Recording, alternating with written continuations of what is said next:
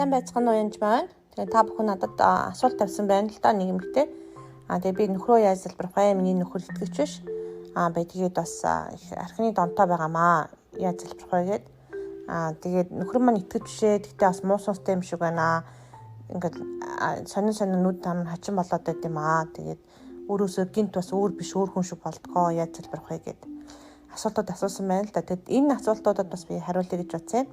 Тэгэхээр Марк 19:16 дээр зарим нь бас би одоо ингэж тахана нөхрөөсөө салах зөв үү гэдэг юм асуултууд ирсэн байна л да. Тэгэхээр би эзэж салгалтын төлөө бол эзэж байдгүй. Бүхний хамт нийлүүлсээр хинч бүү салгах гэж боддог. Гэхдээ тухайн хүн үнэхээр одоо гэмтэх аюултай, тухайн хүнийг бүр бэртэх аюултай тийм байх юм бол та бүхэн маань үнэхээр залбираад болохгүй байх юм бол доочих асуудлыг бүхэнтэй зохицуулаад өөртөө шийдвэр гаргах ёстой гэсэн үг. Би эзэж сал гэж юу зөвлөгөө бараг өгдөггүй. Марк 19:16. Харин бүтээлийн эхнээс бурхан хүмүүсийг эр эмээр нь бүтээсэн. Тиймээс эр хүн эцэг эхээ орхин их нэртэйгээ нийлж хоёул нэг махбат болдог. Тиймтэй цаашид хоёр бос харин нэг махбат юм. Иймээс бурхны хамттан нийлүүлснийг хинч бүү салгах гэлээ. Тэр энэ үед нөхөр одоо хэцүү ч юм уу байлаа. Одоо муу сүнстэй байна уу, донтой байна уу, эсвэл цагаан ашиг болохгүй байна уу? Юунаас хамаарсыг одоо хэлж мэдэхгүй байсан ч гэсэн би бол яаж залбир гэж зөвлөдөг вэ гэхээр шөнө унтчихт нэг залбираа гэж хүсдэг байгаа. Шөнө унтчихт нь гар тавиа залбирч болно. Яагаад гэвэл энэ таны бие байгаа. Нэг биетэй дээрсээ мартаж болохгүй. Нөхөр чинь тусдаа биш байхгүй. Та нөхөр та нэг биетэй учраас өөрийгөө залбирч байгаатай адилхан зүйл. Танд бүх эрх мэдэл нь өгдсөн гэсэн. Нөхөр байна уу, эхнэр байна уу хамаагүй эхнэр нөхрөөгөө хамт залбирч болно. Ялангуяа унтаж хэмтдэг газар маш өрөө залбирх хэрэгтэй. Энэ орон дээр ба хэмцүү хүмүүс өрөөгдөх болтугай, эзэн бурхны хэн гэдгийг мэдэх болтугай. Бидний эзэн Есүс Христийн бурхан алдрын эцэг нь та одоо яг тэр нэрийг хэлээ те болдог, баатаг эсвэл одоо цэцгээ гэж гэдэг юм те мэрэгэн ухаан хийгээд илчлэлийн сүнсийг өгч өөрийгөө бүрэн мэдрүүлж зүрхнийх нь мэдмэг гийгүүлээсэ тэр унтсан ч өрөөгдөн, хөвцсөн ч өрөөгдөн энэ орон дээр болсон ч өрөөгдөн гэд сайн яг хөвтөг газруудын үнэхээр сайн залбирдаг ба тэгээд Эфес 1:17-оор яг бидний эзэн Есүс Христийн бурхан алдрын эцэг одоо болдоод эсвэл цэцгээд нарт мэрэгэн ухаан хийгээд илчлийн сүнсийг өгч өөрийгөө бүрэн мэдэрч зүрхнийх нь мэдмэгийг үлээсэ гэд ялангуяа итгэж бүс хүмүүстээр нэлээд энэ залбирлыг баг өдөр болгон хийхэд 7 хоног болоход л нөгөө хүн чинь тэгээд бас зүүдлэх болтугай эзэн бурхны хэн гэдгийг мэдэх болтугай та үнэхээр түүнийг илчлэлтийг одоо зүүдэн оронд нөгөх болтугай гэд бас залбирч болно. Нүд чихэн нээгдэх болтугай. Тэгээд үнэхээр тэр хүлцэн байгаа бодор сүнсийг шууд хөөж болохгүй хэрэг итгэж биш бол түүний бертарыг би хүлж байна доторх хүмүүсийн харин дотор нь байгаа хайртай ханигаа чөлөөлөн авч байна. Энэ бол миний бие махбод чөтгөрчи деволчи энэ дотор явах эрх мэдэл чамд байхгүй гэд. Яг дон хөөх тал дээр бол яг дон хөөх подкастыг сонсоод бас хамт залбирч болно шүү. Тэгээд нэг 7 хоног залбирахад шууд өөрчлөлтүүд гарах хэвээр. Ер нь бол эхний залбирлаар л өөрчлөлтүүд гардаг ба.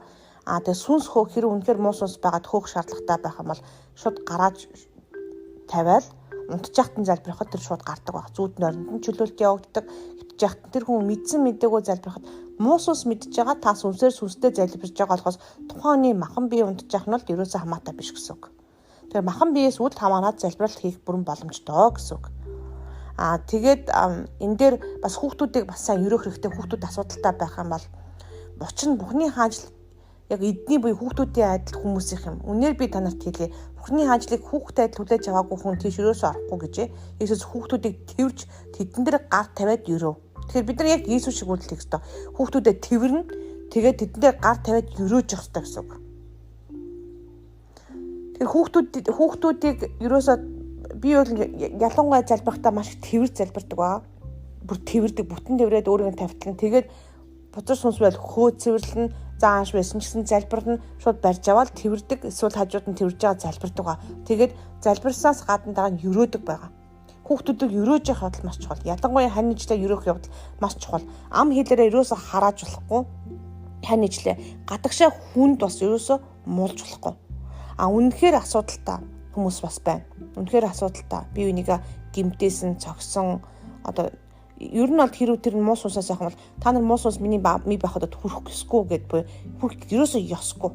Хүрч чаддаггүй байгаа. Тэгэхээр та нар муу сүнсээс айхгүй тэд нар чамаас айдаг байх хэрэгтэй гэсэн. Та нар буруу гэр орондоо буруу хүнтэйгээ зөрчилдөж байгаа энэ цаг мөчид та нарт ийм ирэх байхгүй гэж хэлж сурах хэрэгтэй гэсэн. Тэр өөрийнхөө эрх мэдлийг мэдэх явдал маш чухал. Энэ бүхнийг бас мэдээж итгэлээрээ хийн. Ямар нэг махан бие дээр хөө чамд муу сүнс байна гэж орилол ингэж хөөе тэгэж хөөе гэж ах юм бол итгэвч биш хүн байх юм бол гайхан энэ хүн чинь галзуу аюул гэж бодно.